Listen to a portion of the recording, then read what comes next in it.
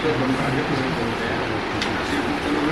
कोई भी आगे तो सहयोग के लिए बोलो ना, गाड़ियों में यूँ लिखा है कि पुलिस आपकी दीवार मैं बोल रहा हूँ कोई आदमी आप आपसे लोग समय फरियाद करेगा।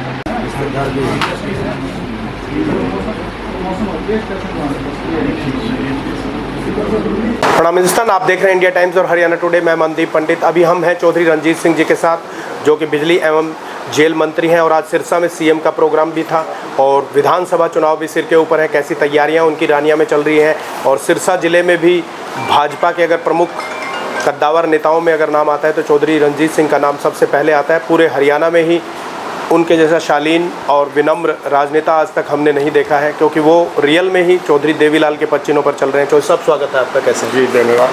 तो आज का क्या प्रोग्राम था सिरसा में सर? आज सीएम साहब का प्रोग्राम था, 2 कार्यक्रम थे जी।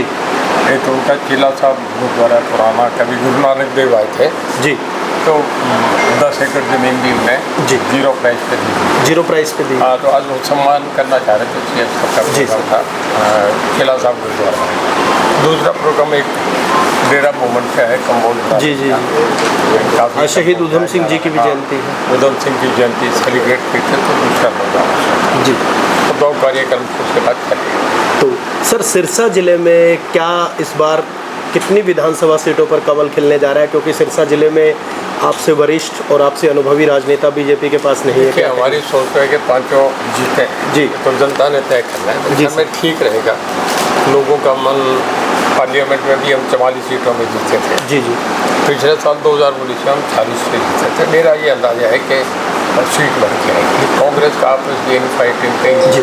भूपेंद्र सिंह हुड्डा दावा कर रहे हैं कि हम 70 से 80 सीटें जीतने जा रहे हैं, जबकि परसों गुरुदक्ष जयंती प्रजापति समारोह हिसार में 2 जगह मनाया गया।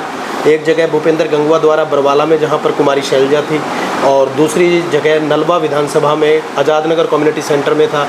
वहां पर भूपेंद्र सिंह हुड्डा और उदय भान मुख्य अतिथि थे। तो इस प्रकार का ये लोगों में गलत मैसेज जा रहा है ना कि एक शहर में 2 जगह बैठे हैं कांग्रेस के MP अलग बैठे हैं और जो CLP अपोजिशन है वो अलग बैठे हैं। इसी बात का आम लोगों में गलत मैसेज है। जी जी। पार्टी तो लड़ रही है आपस के, झगड़े नहीं खत्म होते। किरण चौधरी भी छोड़ चुके हैं, और भी कई नेता आ रहे हैं, और वो दावे पे दावे किए जा रहे हैं। हालांकि लोगों के पास जा रहे हैं, लोगों को समझा रहे हैं। मुझे ये पता नहीं, पर मैं समझता हूँ अगले 2-4 दिन में कोई धमाका होगा। अच्छा, अगले 2-4 दिन में धमाका होगा?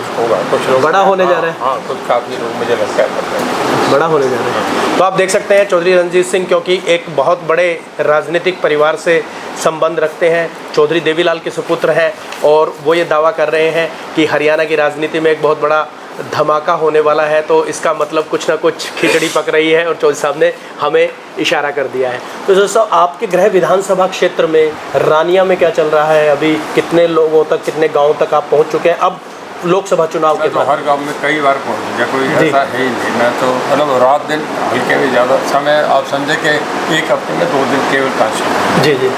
अब से नहीं सदा से 5 साल का सबसे ज़्यादा रेगुलर अगर कोई अपने कंस्टिट्यूशन में रहता है। तो क्या लग रहा है इस बार कितने मतों से जीत दर्ज होगी? आइडिया कुछ? ये तो नहीं कह सकता अभी, पर अच्छा मतलब कंफर्टेबली लीड होगी। हम स्वयं यहाँ पर आते रहते हैं। लोकसभा चुनाव के बाद कम से कम 6 से 7 बार मैं यहाँ पर विजिट करके जा चुका हूँ। आपसे भी मिला हूँ, लोगों से भी मिला हूँ।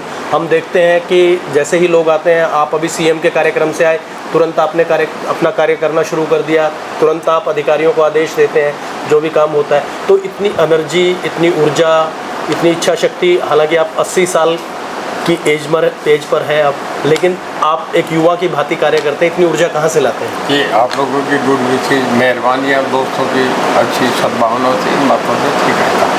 तो क्या अभी जैसे अमित शाह अनाउंस करके गए थे कि भाई जो नेतृत्व है वो चुनाव उनके नेतृत्व में, नायब सिंह सैनी के नेतृत्व में भी लड़ा जाएगा, और अगले सीएम भी वहीं होंगे। तो हालांकि राव इंद्रजीत और चौधरी धर्मवीर जो भिवानी से सांसद है, थोड़ा सा कॉन्ट्राडिक्शन हुआ था, लेकिन जब महेंद्रगढ़ में रैली हुई तो अमित शाह ने काफ़ी तवज्जो दी राव इंद्रजीत को। तो इस पर क्या कहेंगे आप? कुछ अलग तो नहीं हो रहा था? कुछ नहीं है, पार्टी है, बहुत बड़ी पार्टी है, और हमारे अमित शाह जी बहुत सीनियर लीडर हैं। उनकी हर बात का, हर रुकने का महत्व होता है। जी जी। उनकी बात से आगे कोई दूसरा कोई ऑल्टरनेट नहीं होता, तो जो कहते हैं उसकी उनकी बात में दम। राजनीतिक जानकार मान रहे हैं कि पिछली बार की तरह ही इस बार भी त्रिशंकु विधानसभा बनेगी, स्पष्ट बहुमत नहीं आएगा। आपका अनुभव क्या कह रहा है कि बीजेपी कितनी सीट पर खड़ी है? मेरा ये मानना है बीजेपी कल सिंगल पार्टी लेके सरकार बनाएगी। सिंगल। धन्यवाद हमसे बात करने के लिए और आने वाले विधानसभा चुनाव के लिए आपको बहुत बहुत शुभकामनाएं। Thank you.